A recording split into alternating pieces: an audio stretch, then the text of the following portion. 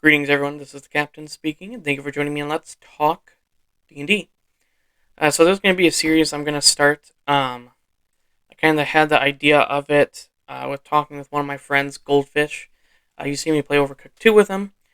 For those of you that don't know how he got his nickname, you'll never know. I'm not going to tell you.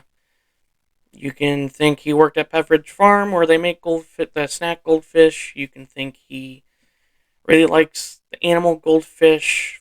You can think I don't know, he reminds us of a goldfish. However, whatever you want to think, I'm not going to tell you the truth. But we're both big into Dungeons and Dragons, or D&D, and I thought, uh, we both kind of thought it would be a cool thing to talk about our session, or my session as a DM. Think about, what my players did, what I really liked, what I thought they would do, things like that. But I'm going to first start this series off with giving you the layout of my homebrew campaign. Hopefully, some of you will find this interesting, and if any of you guys are into D&D, maybe this will inspire, your world making or something like that. So that being said, my homebrew campaign uh, is on a continent called Ibrox, Ibrox, and the world itself and everything was created by a pantheon of deities. When I was, coming up with them and I saw their names, I didn't know exactly how you said them, so I'm going to say them how I say them, and that's how they're referred to in my campaign. The first is the god of sun, light, and warmth. His name is Belinus. And the next god would be, or goddess would be, Hestia, goddess of home and family. You got Anubis, he's the god of judgment and death. You have Gillian, god of knowledge. Kislev, god of nature, and her sister, known as Beori. You got Talos, the god of storms. Hephaestus, god of smithing and craft. You got Sif, goddess of war. And the Traveler, which is the deity of just chaos and change. Now, all of these deities made the material plane, made my D&D world. The continent itself is surrounded by the Lucent Sea, Lucent, and there's an island off of this main continent that is not named, but is where tieflings reside. Basically, I have all of the races living in their own kingdom, and I'll probably get more into that in a little bit. But when it comes to the history of my world, like Belinus, for example, created the plane of fire and the sun. Actually, the way he created the sun for the material plane is he has like this necklace of just basically pure fire, and he took one of the beads off, placed it in the sky, and that's how that world got its sun. And he basically just created the plane of fire by breathing out pure fire from his mouth, and that kind of created the plane of fire. Talos is kind of created the plane of water and air, as he wields like this great long sword and kind of cut open this fabric into like space itself, and opened up, flowed water, and by spinning his sword, he kind of created the air. Then, so he kind of created the water and basically the air that the material plane would need. Beori and Kislev kind of helped populate the earth or material plane with all of the animals. However, Beori is really only worshipped by tabaxis and furbolgs, and then Kislev is mainly worshipped by the gnomes that I have in my material plane. And in fact, as the time went on, it just assumed that Kislev and Biori are the same deity, but just called different names. So it was kind of lost altogether that they were sisters. Um, when the humanoids started populating the Earth, it was Hephaestus that had shown the creatures how to forge and make weapons, um, and tools, for survival. Hestia gave these humanoids the gift of family and love and showed them, you know, how gentle you can be and how loving, and basically gave them the need for that. Gillian gave the created world the ability to think and gave them that curiosity and thirst for knowledge. With that, Anubis kind of saw, that knowledge itself was good, um, but there's also knowledge of things that are bad.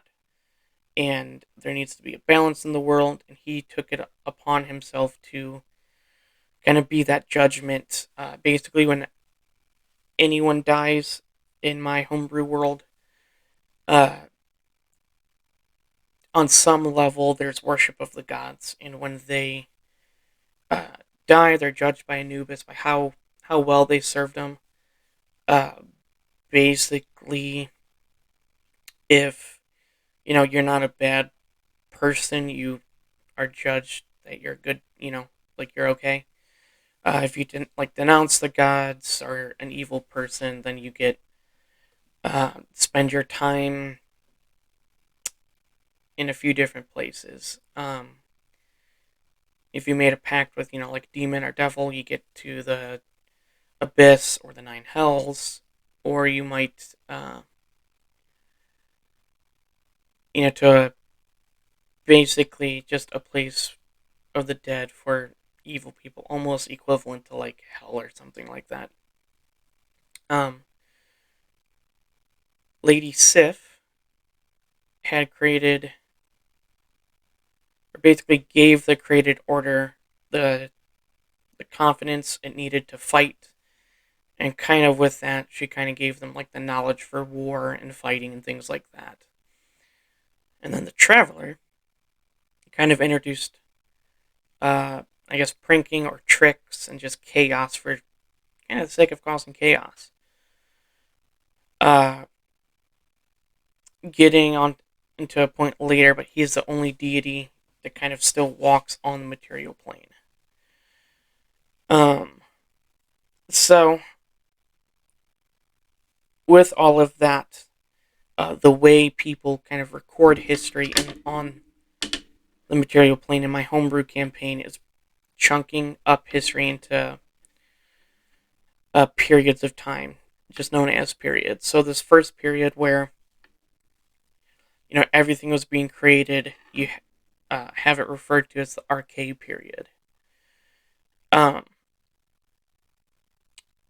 Well, the gods were busy creating things, the demons and devils that kind of always existed were busy trying to destroy things. You have, the archdevils that were banished to the nine hells, and then you have the demon lords that were banished to the abyss. Each of them claimed their own kind of level of the abyss. And then you have two deities that I didn't mention, Bahamut and Tiamat. They were siblings in the very beginning of this. Bahamut made metallic dragons with his scales, and Tiamat made chromatic dragons. Tiamat was kind of more chaotic and caused mischief a lot, we'll say, and the chromatic dragons kind of inherited that, and eventually there was a period of war between the metallics and chromatics called the Draconia Wars. It was from the blood of the first dragons that have fought that kind of fell upon the material planes where you first get dragonborns. And then as, their species went on, you get dragonborns like they are in my modern campaign. During this war, Bahamut asked the gods for assistance, and Sif and Talos led the charge. They were able to defeat Tiamat, and she was banished to a plane of existence called Limbo, which the Traveler had made. Limbo is just basically chaotic plane of existence. There's not really, like, forms of matter change very quickly. You could have a floating rock, and then as it floats around, you see it turn into liquid, and then a gas, things like that.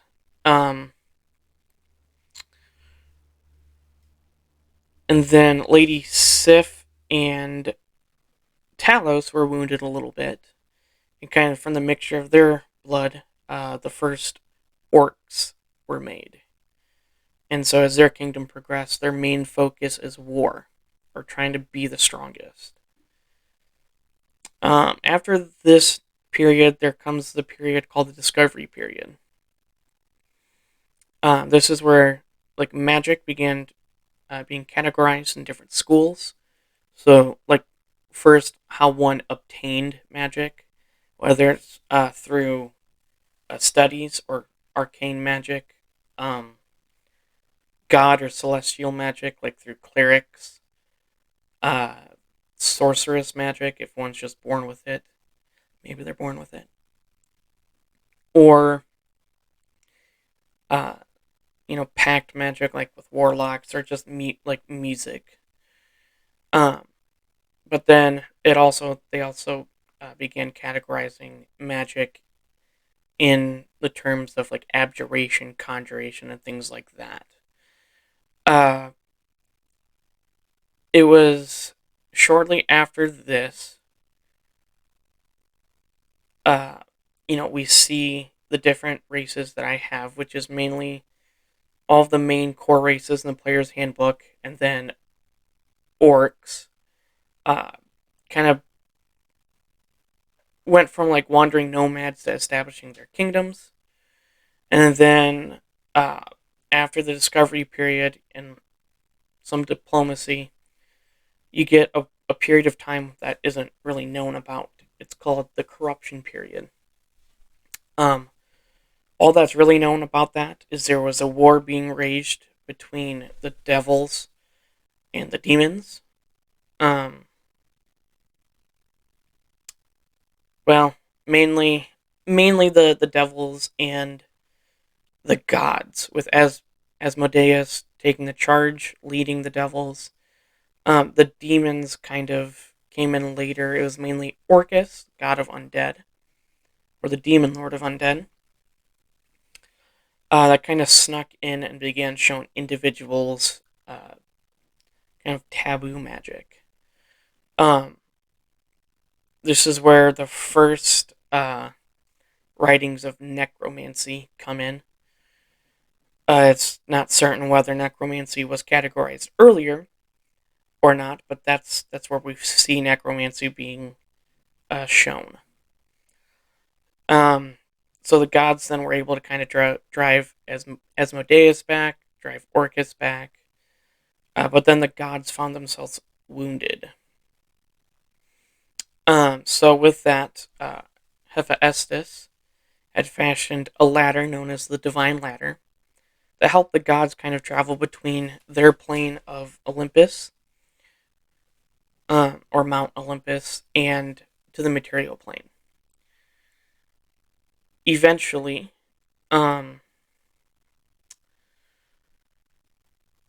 there is a period in time where the gods felt that they were so wounded that they had decided to stay up in their realm. And they wanted to destroy the ladder so that nothing can try and ascend to their plane and wipe them out entirely. So the Traveler agreed to stay behind and scatter the pieces of the ladder, which were kind of contained in these gems, and scatter them throughout the material plane. But the gods didn't just leave the material plane alone. They had decided to send down 4 angels named Gabriel, Michael, Raphael, and Castiel. And they were kind of to watch over the whole material plane and guide them to what is right.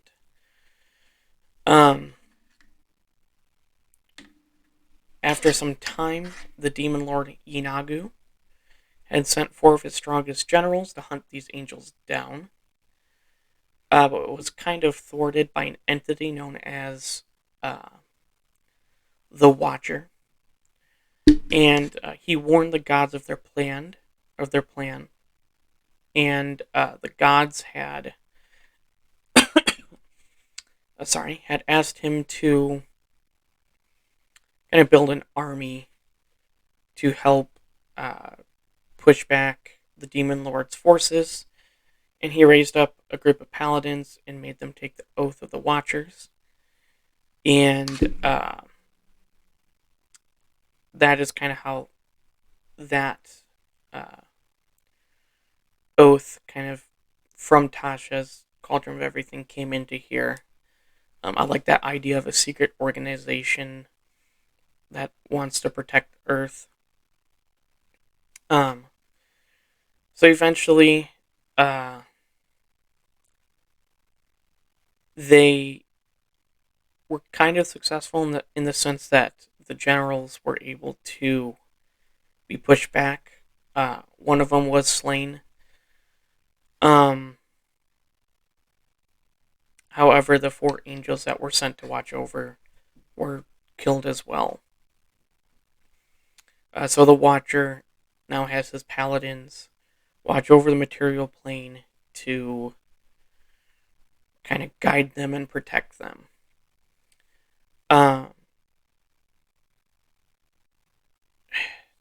It's kind of kept a secret, so not everyone knows about this.